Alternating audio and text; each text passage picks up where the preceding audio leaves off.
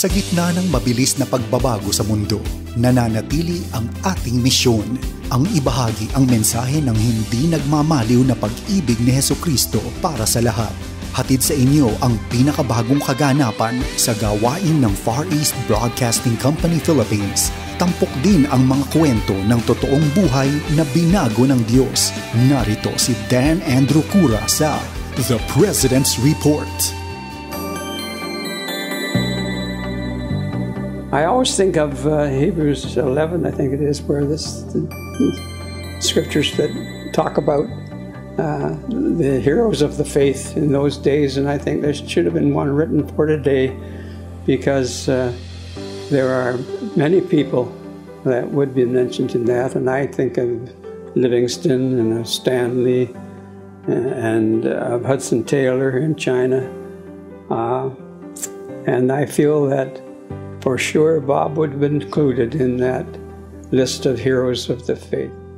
Ang inyo pong narinig ay si Dan Hallam noong 2014, kung saan nagbalik tanaw siya sa pagpanaw ng kanyang malapit na kaibigan at kaagapay sa ministeryo, ang isa sa mga nagtatag ng FEBC na si Robert Bob Bowman. Ilang linggo lang ang nakalipas ay nakatanggap po kami ng malungkot na balita na si Dan Hallam, ang huling natitirang founding father ng FEB Canada, ay umuwi na rin sa Panginoon noong ika-25 ng Enero sa edad na 98 ayon sa kanyang pamilya. Ngunit dahil alam natin ang kanyang tapat na paglilingkod sa Panginoon, may dulot na kaaliwan ang sinabi ni Jesus sa Juan Kabanatang 11, talatang 25 hanggang 26. Ako ang muling pagkabuhay at ang buhay. Ang sinumang sumasampalataya sa akin, kahit mamatay, ay muling mabubuhay. At sinumang nabubuhay at sumasampalataya sa akin, ay hindi mamamatay kailanman. 5 taon na mula nang ma-stroke si Dan Hallam. Ngunit kahit sa kanyang edad, patuloy pa rin siyang nakaabang sa mga update mula sa iba't ibang mga ministeryo ng FEBC sa buong mundo sa pamamagitan ng mga liham at issue ng corporate newsletter ng FEBC. Bilang isa sa mga founding fathers ng FEB Canada, isa si Dan Hallam sa mga pangunahing tauhan sa kasaysayan ng Far East Broadcasting Company. Ang FEB Canada ay may mahalagang papel sa gawain ng international ministry. Bilang isang support country, kung tawagin namin, ang pangkat ng FEB Canada sa tulong ng kanilang mga kaagapay sa ministeryo ay sumusuporta sa panalangin, sa larangan ng panansyal, sa kagamitan, pagbo-broadcast at sa mga manggagawa at production ng mga programs para sa mga stasyon ng FEBC Radio sa buong mundo. Katunayan nga, patuloy pa rin ang pagsuporta ng FEB Canada sa ating stasyon ng radyo sa South Cotabato, ang 1062 DXKI AM.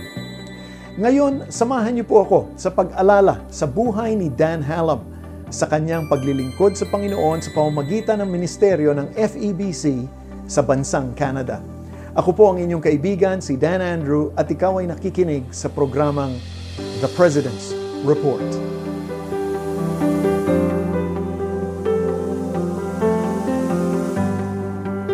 Noong 1953, 5 taon matapos magsimula ang pagsasahimpapawid ng Far East Broadcasting Company o FEBC mula sa Pilipinas, nakipag-ugnayan ang founder ng FEBC na si Bob Bowman sa kanyang mga kaibigan sa Canada na miyembro ng Rock of Ages Quartet upang isulong ang gawain ng FEBC sa Canada. Ang Rock of Ages Quartet ay isang musical group na nakabase sa Vancouver na binubuo nina Gordon Brand, Ernest Enns, Arthur Uren at Dan Hallam, kasama ang kanilang pianista na si Rowley Hill. Sa panahong yon, ang quartet ay kilala sa kanlurang bahagi ng Canada dahil sa kanilang mga missionary musicals at radio broadcast. Ito ang nagbigay daan sa kanila upang mabilis na magkaroon ng mga tagapagsuporta mula sa mga simbahan sa buong bansa. Habang lumalago ang pagsisikap sa promotion sa Canada, abay lumaki rin ang bilang ng mga Kristiyano na nakaalam tungkol sa Missionary Radio Network na FEBC. Noong April 1964, ang miyembro ng Rock of Ages Quartet na si Gordon Brand ay hinirang bilang unang board chairman ng Far East Broadcasting Associates of Canada o FEB Canada. At itinatag ito bilang isang non-profit charitable na organisasyon. Pagkalipas ng 9 na taon noong 1973, humalili si Dan Hallam kay Gordon bilang chairman at nagsilbi sa tungkuling iyon sa loob ng 25 taon. Maraming magagawain sa ministeryo sa radyo ang natustusan sa loob ng 25 years niyang paninilbihan bilang chairman. Sa ilalim ng kanyang pamamahala, ilang mga misyonero ang naitalaga upang maging producer ng mga programs o technical staff sa iba't ibang larangan ng ministeryo ng FEBC worldwide. Noong 1984, ang Ministeryo ng Canada ay nagsimulang magtatag ng Chinese programming sa Vancouver. Nais nilang magbigay ng ligtas na kanlungan para sa gawain ng mga Chino sa Timog Silangang Asya na direktang naapektuhan ng kaguluhan dahil sa politika. Noong panahong yon, hindi nila alam kung papayagan ng mga otoridad ng lugar na iyon ang FEBC na makapagpatuloy sa pagsasahimpapawid sa bansa ng mga Chino. Noong 1989, binuksan nila ang recording studio sa Scarborough, Ontario para sa produksyon ng mga programa sa wikang Chinese. Sa panahon din ng kanyang pamumuno, nagsimula ang Southeast Asia Voice of Evangelism o SAVE shortwave project sa Pilipinas noong huling bahagi ng dekada 80. Isa itong napakalaking proyekto na may layuning palitan ang mga lumang kagamitan sa pagbo-broadcast ng mga bagong antena at transmitter upang matiyak ang mas malakas na signal ng radyo sa kabuuang bahagi ng Southeast Asia. Bilang patutuo sa kabutihan at katapatan ng Diyos, ang mga kagamitang ito ay ginagamit pa rin sa pagsasahimpapawid at nakatayo pa rin ngayon sa ating shortwave transmitting site sa Bukawi, Bulacan. Noong September 1998, nagtapos ang paninilbihan ni Dan bilang chairman at humalili naman sa kanya si Don Fairholm. Bilang chairman emeritus, patuloy na inialay ni Dan Hallam ang kanyang sarili sa paglilingkod sa ministeryo sa pamamagitan ng pagdalo sa mga taunang FEBC Friendship Dinners at board meetings.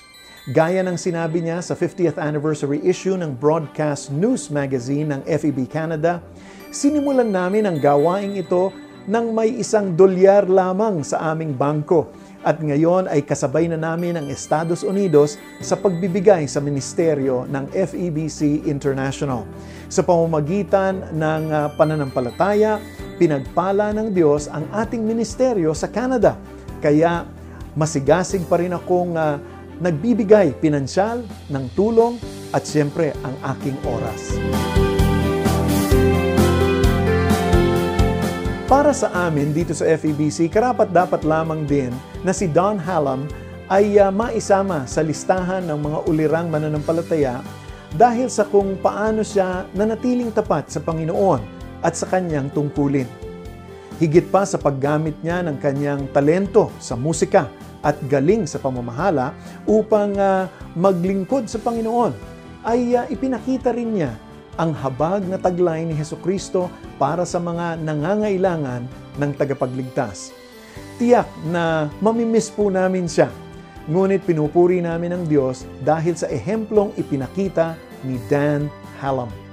Alalahanin din po natin sa panalangin ang kanyang buong pamilya, kasama na rin ang buong ministeryo ng FEB Canada sa mga panahong ito ng pagdadalamhati. Naku, maraming salamat po sa inyong pakikinig sa ating programa. Ako po ang inyong kaibigan, si Dan Andrew, para sa The President's Report. Lagi po kayong mag-ingat at pagpalain po kayo ng Panginoon. Inyong napakinggan ang The President's Report. Para sa karagdagang impormasyon ukol sa Far East Broadcasting Company Philippines o maging kaagapay sa panalangin at iba pang mga paraan, bisitahin ang FEBC website, febc.ph, at hanapin ang FEBC Radio sa Facebook.